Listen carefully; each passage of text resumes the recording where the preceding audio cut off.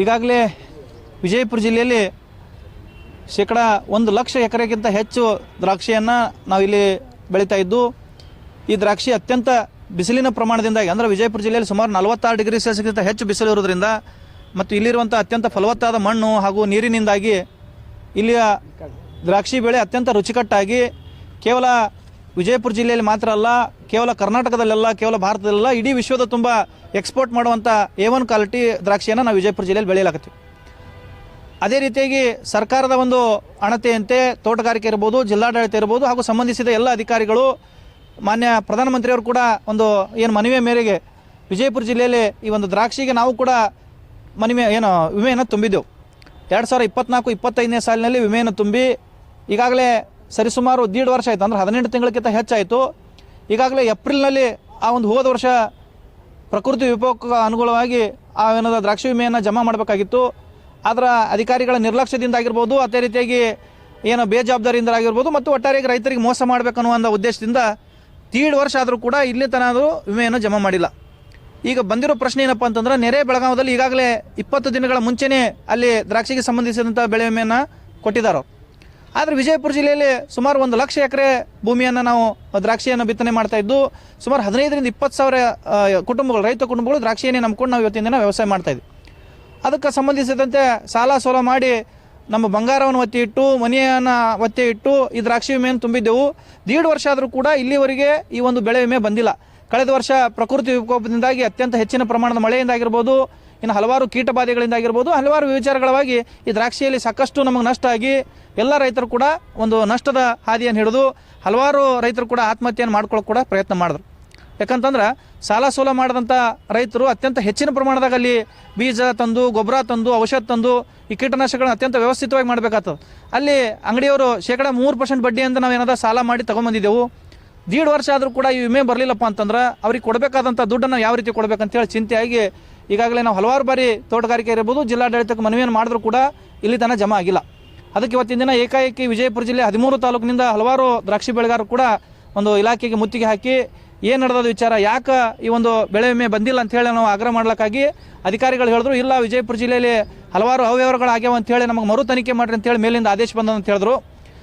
ಏನಪ್ಪ ಅಂತಂದ್ರೆ ಹಲವಾರು ರೈತರು ಕೂಡ ಇಲ್ಲಿ ದ್ರಾಕ್ಷಿನೇ ಇಲ್ಲ ಹೊಲದಾಗ, ಆದರೂ ಕೂಡ ವಿಮೆಯನ್ನು ತುಂಬಿ ಇಲ್ಲಿ ನಡಬರ್ಕಿರುವಂಥ ಎಲ್ಲ ಜಂಟಿ ಸಮೀಕ್ಷೆ ಹೆಸರಿನಲ್ಲಿ ದಲ್ಲಾಳಿಗಳಿದ್ದಾರೆ, ಅವರು 50-50 ಮಾತಾಡಿ ರೈತರನ್ನ ಹೊಲದಾಗ ದ್ರಾಕ್ಷಿ ಇರಲಾರ್ದೆ ಕೂಡ ಹಲವಾರು ರೈತರು ಕೂಡ ಈ ವಿಮೆಯನ್ನು ಪಡೆದಾರ. ಕಳೆದ ವರ್ಷ, ಹಚ್ಚಿ ವರ್ಷ ಪಡೆದಾರ ಅನ್ನೋದು ಒಂದು ಶಂಕೆ ಐತೆ ಅಂತೇಳಿ ಅವ್ರು ಈ ವರ್ಷ ಕೂಡ ತನಿಖೆ ಮಾಡ್ಲಿಕ್ಕೆ ಆಗ್ರಹ ಮಾಡಿದ್ರು. ಆ ನಿಟ್ಟಿನೊಳಗೆ 2 ಸರ್ತಿ ಸಮೀಕ್ಷೆ ಮಾಡಿದ್ರು. ಇದು 3ನೇ ಸರ್ತಿ ಮತ್ತೊಮ್ಮೆ ಮರು ಸಮೀಕ್ಷೆ ಮಾಡಿ ಅತ್ಯಂತ ನಿಕಟವಾದಂಥ ವರದಿಯನ್ನು ರೆಡಿ ಮಾಡ್ಲಿಕ್ಕೆ ಈಗಾಗಲೇ ಅಧಿಕಾರಿಗಳು ಹೇಳ್ಯಾರ. ಆದಷ್ಟು ಬೇಗನೆ ಇದೇನೇ ಇರಲಿ, ನಮ್ಮ ನಿಜವಾದಂಥ ರೈತರು ಯಾರು ದ್ರಾಕ್ಷಿಯನ್ನು ಬೆಳೆದು ನಷ್ಟಕೊಂಡಾರ ಅವರೆಲ್ಲರಿಗೂ ಕೂಡ ಪರಿಹಾರ ಸಿಗಬೇಕಂತೇಳಿ ನಾವು ನಿನ್ನೆ ದಿನ ಬೆಂಗಳೂರಿಗೆ ಹೋದಾಗ ಅಲ್ಲಿ ಕೂಡ ಜಂಟಿ ನಿರ್ದೇಶಕರು ತೋಟಗಾರಿಕೆ ಇಲಾಖೆ ಅವರಿಗೂ ಕೂಡ ಮನವಿ ಮಾಡಿಕೊಟ್ಟು ಬಂದಿದ್ದೀವಿ, ಮಾನ್ಯ ಮುಖ್ಯಮಂತ್ರಿಗಳಿಗೂ ಕೊಟ್ಟು ಬಂದಿದ್ದೀವಿ. ಇವತ್ತಿನ ದಿನ ವಿಜಯಪುರ ಜಿಲ್ಲೆಯ ಜಿಲ್ಲಾಧಿಕಾರಿಗಳಿಗೆ ಮನವಿ ಕೊಡೋದ್ರ ಮುಖಾಂತರ ಆದಷ್ಟು ಬೇಗನೆ ಈ ದ್ರಾಕ್ಷಿ ಬೆಳೆಗಾರರಿಗೆ ವಿಮೆ ಜಮೆ ಆಗಲಿಲ್ಲಪ್ಪ ಅಂತಂದ್ರೆ ನಾವು ಜಿಲ್ಲಾಡಳಿತದ ಮುಂದೆ ಉಗ್ರ ಪ್ರಮಾಣದ ಹೋರಾಟ ಮಾಡಿ ಎಲ್ಲ ದ್ರಾಕ್ಷಿ ಬೆಳೆಗಾರರು ಕೂಡ ತಕ್ಕ ಪಾಠ ಕಲಿಸಬೇಕಾಗ್ತದೆ ಅಂತೇಳಿ ಈ ಸಂದರ್ಭದಲ್ಲಿ ಅವರಿಗೆ ಎಚ್ಚರಿಸ್ತಾ ಇದ್ದಾರೆ. 2024-25 ಬೆಳೆ ವಿಮೆ ಬಂದಿಲ್ಲ ಅಂತ ಏನು ರೈತರದ್ದು ಈಗ ನಮಗೆ ಇಲಾಖೆಗೆ ಇವತ್ತೇನು ಟೀಮ್ ಬಂದಿತ್ತು, ಈ ಕುರಿತಂತೆ ಏನು ಸ್ಪಷ್ಟನೆ ಕೊಡ್ತೀವಿ ಅಂತಂದರೆ 2024-25 ಮತ್ತು 2025-26 ಸಂಬಂಧಪಟ್ಟಂಗೆ ಈ ಹವಾಮಾನ ಆಧಾರಿತ ಬೆಳೆ ವಿಮೆ RWBCS ಏನು ನಮ್ಮದು ತೋಟಗಾರಿಕೆ ಇಲಾಖೆಯಿಂದ ಅನುಷ್ಠಾನಕ್ಕೆ ಕಾರ್ಯಕ್ರಮ, ಅದರಲ್ಲಿ 2 ವರ್ಷದ ನಾವು ಇನ್ಶೂರ್ಡ್ ಏರಿಯಾ ವಿಮೆಗೆ ಒಳಪಟ್ಟ ಏರಿಯಾ ಕಂಪೇರ್ ಮಾಡಿದಾಗ ಹೋದ ವರ್ಷ ಕಂಪೇರ್ ಮಾಡಿದಾಗ ಈ ವರ್ಷದಲ್ಲಿ ಸುಮಾರು 40-45% ಏರಿಯಾ ಹೆಚ್ಚಿಗಾಗಿದೆ. ಇದು 1 ಪಾಯಿಂಟು. ಎರಡನೇದೇನಾಯಿತು, ಕೆಲವೊಬ್ಬರು ರೈತರು ವಿಮಾ ಕಂಪನಿಯವರಿಗೆ ಲಿಖಿತವಾಗಿ ಮತ್ತು ಓರಲ್ಲಿ ಆಗಲಿ ಕಂಪ್ಲೇಂಟ್ ಕೊಟ್ಟಿದ್ದಾರೆ.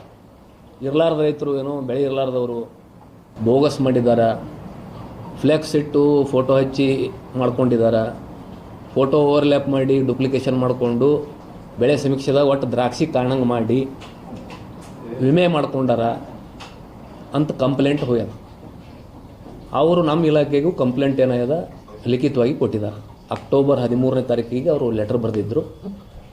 ಅದಾದ ನಂತರ ಅಕ್ಟೋಬರ್ ಸುಮಾರು 3ನೇ ವಾರದಾಗ ಅಥವಾ 4ನೇ ವಾರದಾಗ ಕೊನೆಗೆ, ಅಕ್ಟೋಬರ್ ಕೊನೆಗೆ ನಮ್ಮ ನಿರ್ದೇಶಕರು ಮಾನ್ಯ ಜಿಲ್ಲಾಧಿಕಾರಿಗಳಿಗೆ ಒಂದು ಪತ್ರ ಬರೆದಿದ್ದಾರೆ. ಏನು ಈ ಥರ ಫ್ರಾಡುಲೆಂಟ್ ಕೇಸಸ್ ಹತ್ತಾರ ಅವಕ್ಕೆ ಭಾಳಷ್ಟು ವಿಮೆಯಲ್ಲಿ ಸಮಸ್ಯೆಗಳಿದೆ. ಅದನ್ನು ಇನ್ನೊಮ್ಮೆ ನೀವೇನದ ಅಲ್ಲಿ ಈ ಒಂದು ಜಂಟಿ ಟೀಮ್ ಮಾಡಿ, ಜಿಲ್ಲಾ ಹಂತದಲ್ಲಿ ಜಂಟಿ ಟೀಮ್ ಮಾಡಿ, ಆ ಜಂಟಿ ಟೀಮ್ನಲ್ಲಿ ನಾವು ತೋಟಗಾರಿಕೆ ಇಲಾಖೆಯವರು ಮತ್ತು agriculture insurance company AICF India ಅಂತ ನಮಗೇನದ ಒಂದು ಕಂಪ್ನಿ ನಂಬಲ್ಲಿ ನೋಟಿಫೈ ಆಗಂಥ ಕಂಪ್ನಿ ಅವರಿದ್ದಾರೆ, ಅವರು ಮತ್ತು ರೆವಿನ್ಯೂ ಡಿಪಾರ್ಟ್ಮೆಂಟ್ ಪ್ಲಾಟ್ಗಳು ತೋರಿಸ್ಲಿಕ್ಕೆ ನಮಗೆ ಬೇಕಾಗ್ತದೆ ಅವ್ರ ಹೆಲ್ಪು. ಜಂಟಿ ಟೀಮ್ ಮಾಡಂತ ಅವರು ಕೋರಿದ್ರು. ಆ ಪ್ರಕಾರ ಜಿಲ್ಲಾಧಿಕಾರಿಗಳೇನೋ ನಮ್ಮೊಂದು ಮೀಟಿಂಗ್ ಮಾಡಿದ್ರು. ಮಾಡಿ 28ನೇ ತಾರೀಕು 28, 29ಕ್ಕೆ ಒಂದು ನಮ್ಗೆ ಟೀಮ್ ಮಾಡಿ ಆದೇಶ ಮಾಡಿದರು. ಆ ಪ್ರಕಾರ ಏನದ ಪತ್ರದಲ್ಲಿ ಅವರನ್ನು ಕಂಪನಿಯವ್ರನ್ನು ಏನು ಮಾಡಿದ್ದಾರೆ, ಇದನ್ನು ನಮಗೆ ಕಂಪ್ಲೇಂಟ್ ಕೊಡೋಕ್ಕಿಂತ ಮುಂಚೆ ರಿಮೋಟ್ ಸೆನ್ಸಿಂಗ್ ಪ್ರಕಾರ ಅವರು ಏನದ ಪ್ರೈವೇಟ್ ಏಜೆನ್ಸಿಗಳ ಪ್ರಕಾರ ರಿಮೋಟ್ ಸೆನ್ಸಿಂಗ್ ಆಧಾರದ ಮೇಲೆ ಬೆಳೆ ಎಷ್ಟೆಷ್ಟು ಯಾವ್ಯಾವ ತಾಲೂಕಲ್ಲಿ ಯಾವ್ಯಾವ ಗ್ರಾಮ ಪಂಚಾಯತಿಯಲ್ಲಿ ದ್ರಾಕ್ಷಿ ಬೆಳೆ ಎಷ್ಟು ಏರಿಯಾ ಅದನ್ನು ಅವರು ಟೆಕ್ನಾಲಜಿ ಆಧಾರದ ಮೇಲೆ ಮಾಹಿತಿ ತೊಗೊಂಡಾರ. ಅದ್ರ ಜೊತೆಗೆ ಅವರು ಒಂದು ಇಂಟರ್ನಲ್ ಸರ್ವೆ ಮಾಡಿದ್ದಾರೆ. ಇಲ್ಲಿ ಇಂಟರ್ನಲ್ ಸರ್ವೆದಲ್ಲಿನೂ ಅವ್ರಿಗೆ ಏನದ ಭಾಳಷ್ಟು ಕ್ರಾಪ್ ಹೆಲ್ತ್ ಮಾನಿಟರಿಂಗ್ ಅಂಥೇಳಿ ಅವ್ರದ್ದು ಒಂದು ಇಂಟರ್ನಲ್ ಇನ್ಶೂರೆನ್ಸ್ ಏಜೆನ್ಸಿಯವ್ರು ಮಾಡ್ತಾರೆ. ಅದು ಮಾಡಬೇಕಾದಾಗೂ ಅವ್ರಿಗೆ ಭಾಳಷ್ಟು ಏನದ ಕೆಲವೊಂದು ಏರಿಯಾದಾಗ ಬೆಳೆನೇ ಇರಲಾರ್ದು ಅವರು ನೋಟಿಸ್ ಮಾಡಿದ್ದಾರೆ. ಆ ನಂತರ ಅದು ಕಂಪ್ಲೇಂಟ್ ಆದ ನಂತರ ನಾವೀಗ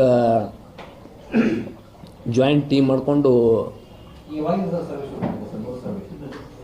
2ನೇ ತಾರೀಕು ಬಹುತೇಕ ಒಂದು ಹೌದು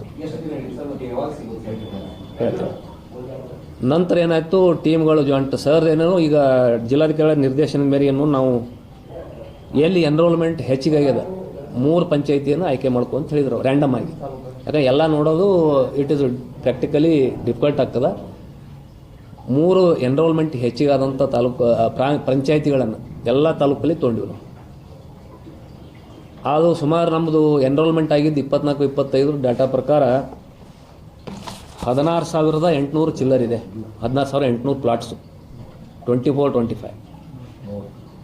ಈಗ ನಾವು ರ್ಯಾಂಡಮ್ ಆಗಿ ಪಂಚಾಯಿತಿಯನ್ನು ಸರ್ವೆ ಮಾಡ್ತಾ ಇದ್ದೀವಿ. ಅದರದ್ದು ಒಟ್ಟು ಡಾಟಾ 9,057 ಬರಲಾಗ್ತದೆ.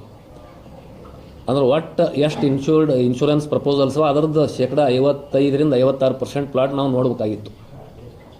ಈ ನಡುವೆ ಏನಾಯಿತು, ಕೆಲವೊಂದು ತಾಲೂಕಾ ಪಂಚಾಯಿತಿಗಳಲ್ಲಿ ಇದು ಮಾಡಬೇಡ್ರಿ ಅನ್ನೋಂಥದ್ದು ರೈತರು ಒತ್ತಡ ಬಂತು ನಮಗೆ. ರೈತರು ಒತ್ತಡ ಬಂದ ನಂತರ ನಾವು DC ಅವ್ರ ಜೊತೆ ಅದನ್ನು ಚರ್ಚೆ ಮಾಡ್ಲಿಕ್ಕಾಗಿ ಬೇಡ, ಈಗ ರೈತರ ಸಮಸ್ಯೆಗಳು ಭಾಳ ಅವ, ಸದ್ಯಕ್ಕೆ ಅದನ್ನು ಸ್ವಲ್ಪ ಹೆಡಪ್ ಇಡಿ ಮುಂದೆ ನೋಡೋಣ ಅಂತ. ಇನ್ನೊಂದ್ಸಲ ರಿಪೀಟ್ ಮಾಡಕ್ಕೆ 16,839 ಬೆಳೆ ವಿಮೆ ನೋಂದಾಯಿಸಿದ ರೈತರ ಸಂಖ್ಯೆ ಇತ್ತು. ಅದರ ವಿಸ್ತೀರ್ಣ ಬಂದುಬಿಟ್ಟು 17,808 ಹೆಕ್ಟರ್. ಆಮೇಲೆ ಇದನ್ನು ರೈತರು ಪಾವತಿಸಿದ ವಿಮಾ ಮೊತ್ತ 2,451.92 ಲಕ್ಷ, ಅಂದರೆ ಸುಮಾರು 24.5 ಕೋಟಿ. ನಮಗೆ ಈಗ ಮಾಹಿತಿ ಕೊಟ್ಟ ಪ್ರಕಾರ ದಾಳಿಂಬ್ರದ್ದು ಮತ್ತು ಲಿಂಬಿದ್ದು ಆಲ್ರೆಡಿ ಪೇಮೆಂಟ್ ಇನಿಷಿಯೇಟ್ ಆಗ್ಯದ. ನಮಗಿನ್ನೂ ಅದು ಎಷ್ಟು ಪೇಮೆಂಟ್ ಏನಾಗಿದೆ ಡೀಟೇಲ್ಸ್ ಬರ್ಬೇಕು. ಪೇಮೆಂಟ್ ಇನಿಷಿಯೇಷನ್ ಆಗ್ಯದ. ಅಂದಾಜು 2,200 ಟೋಟಲ್ ರೈತರ ಸಂಖ್ಯೆ ಅದ. 2,200